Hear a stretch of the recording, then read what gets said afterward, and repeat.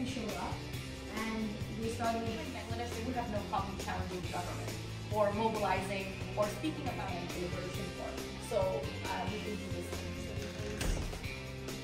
But and I report it, and yet you have this desire to say, like, very big on hospitality and treating their guests with respect and with a lot of.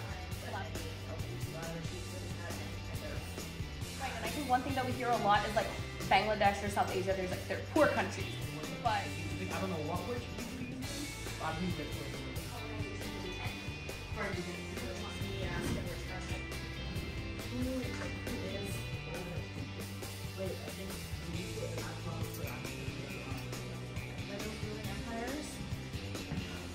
in all of that, and then that's why they went there. So I think that's a very important thing. And they exploited our land for their People don't realize that the effects of that have been caused by colonialism forever. That it impacts my life today, you know? About that first, like, were we poor or are we actually over-extracted? And you're absolutely, I think you're correct. And one of the things that I think historically we speak to better than land in driving forward and standing with solidarity and capitalism. So ওখান থেকে আসে সবই interconnected এবং for some anything we glorify that white notion. So intersectional মানে হচ্ছে একসাথে আসলে অনেক কিছু এবং they're all connected.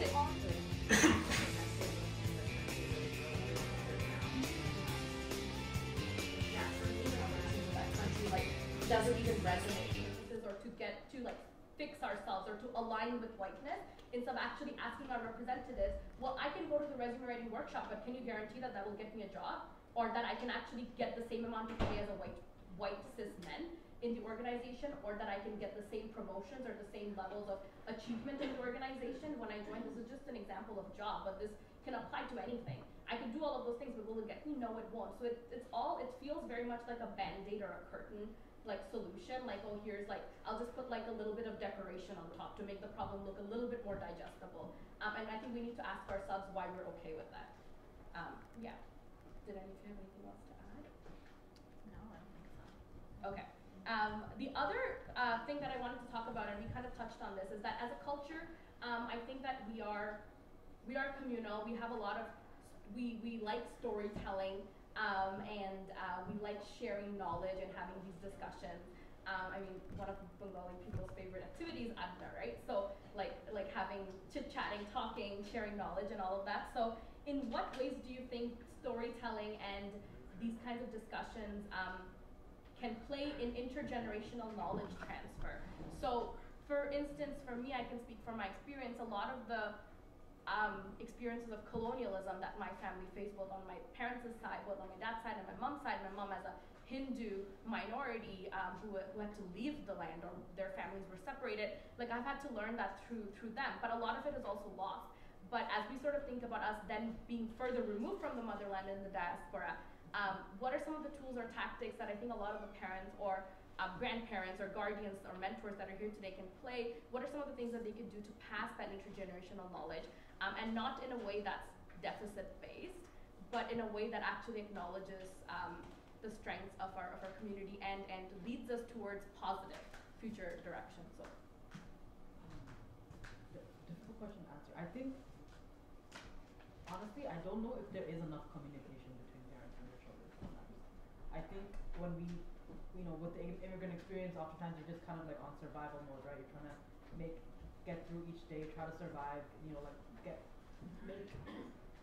make your lives and the lives of your children better. And so as a result of that, there's often a kind of barrier or a gap in communication. So you're not actually talking about the experiences you're facing together as a family.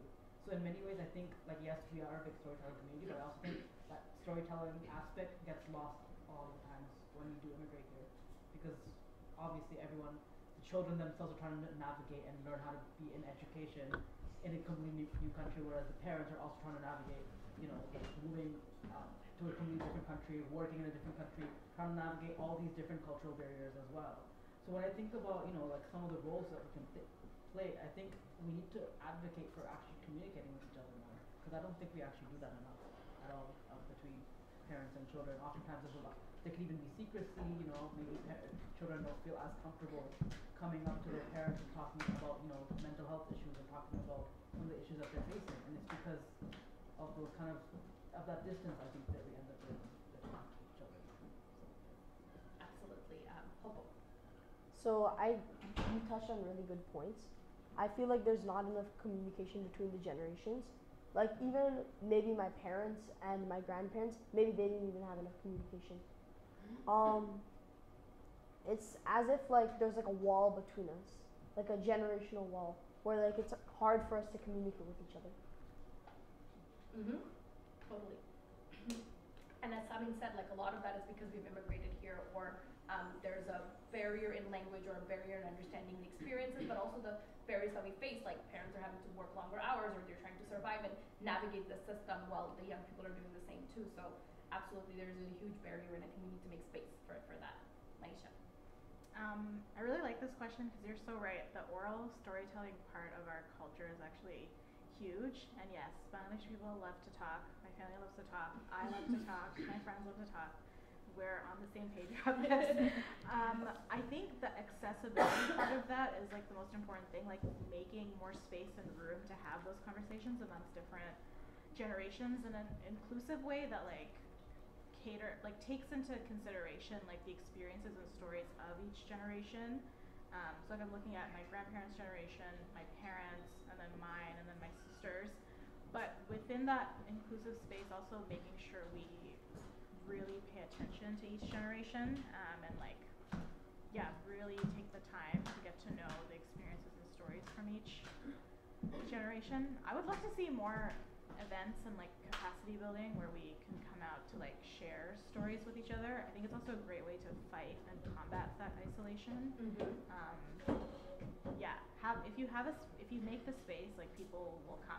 It's hard to talk about things amongst your like I guess families and in our communities because of certain topics or the language barrier of like you just don't know what words to use, and that's so valid. But yeah, I think if we as a community make more space to kind of share stories and learn from each other, I feel like that could have such a huge impact, and that also helps things not get lost or die out, right? Like that act of like documenting and archiving through not just talking with each other, but different like artistic ways of doing it is also, I'm big on like arts-based programming and practices and stuff. So yeah, I'm constantly talking about that with my friends. So I'm excited to see how we make time and room for that, because I think there's a lot of and we have a lot to say.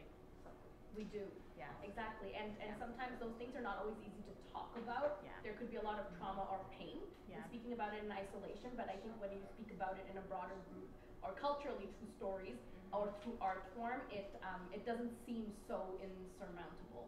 I think, and absolutely you're right, and I think we as people need to make those spaces for certain.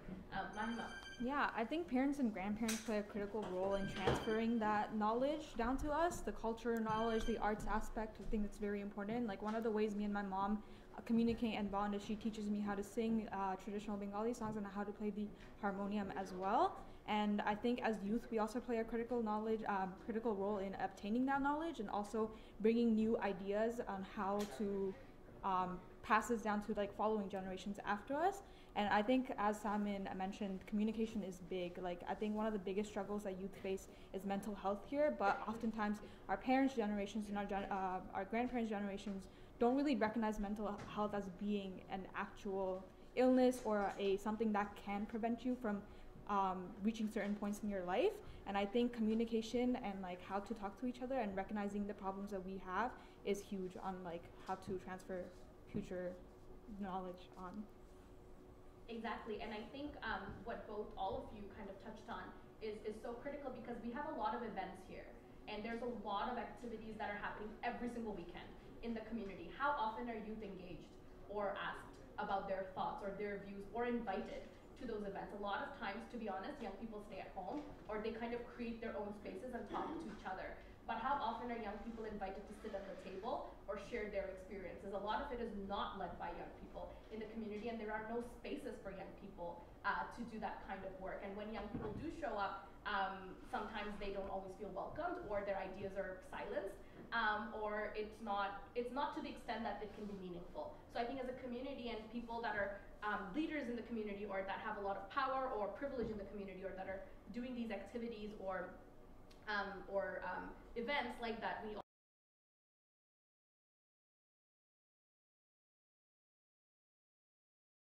would like to start because I conduct the rest of the event.